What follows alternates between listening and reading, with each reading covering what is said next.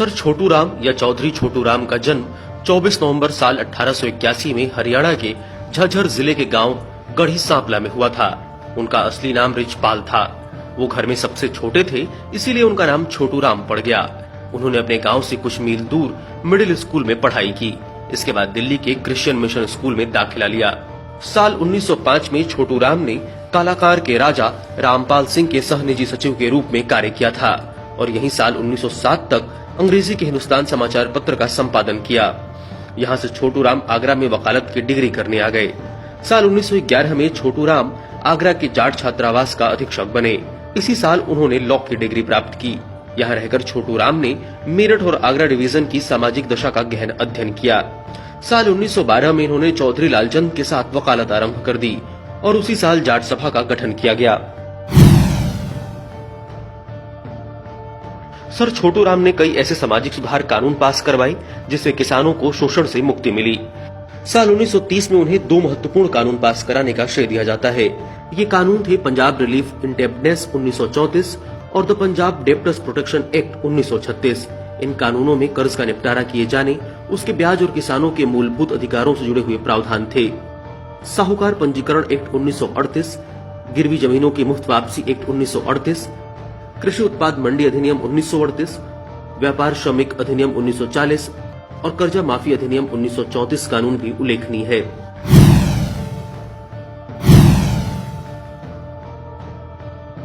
यह कानून 9 सितंबर 1938 को प्रभावी हुआ।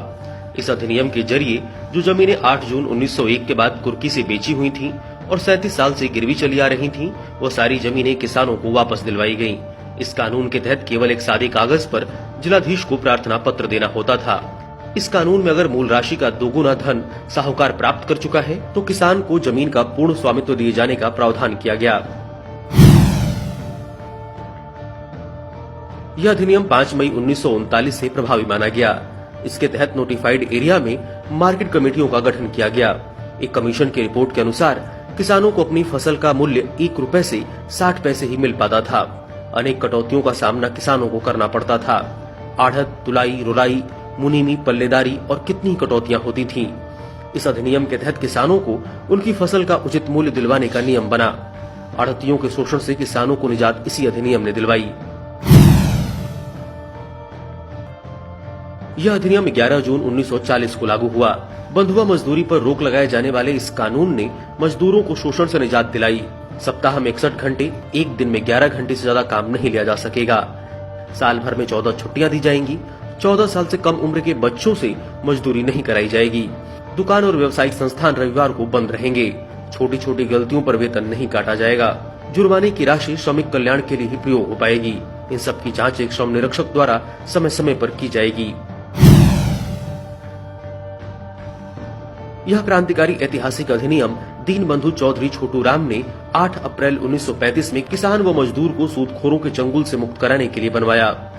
इस कानून के तहत अगर कर्जे का 2 गुना पैसा वापस किया जा चुका है तो ऋणी ऋण मुक्त समझा जाएगा। इस अधिनियम के तहत कर्जा माफी बोर्ड बनाए गए जिसमें 1 चेयरमैन और 2 सदस्य होते थे।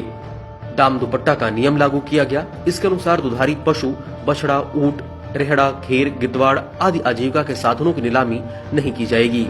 इसी कानून के तहत अपीलकर्ता के संदर्भ में एक दंत कथा बहुत प्रचलित हुई थी कि लाहौर हाई कोर्ट में मुख्य न्यायाधीश सर शादीलाल से एक अपीलकर्ता ने कहा कि मैं बहुत गरीब आदमी हूँ, मेरा घर और बैल कुर्की से माफ किया जाए। तब न्यायाधीश सर शादीलाल ने व्यंग्यात्मक लहजे में कहा कि एक छोटू राम नाम का आदमी है, वही ऐसे कानून बनाता है और उसके पास जाओ और कानून बनवा कर लाओ। अपीलकर्ता चौधरी छोटू राम के पास आया और यह टिप्पणी सुनाई।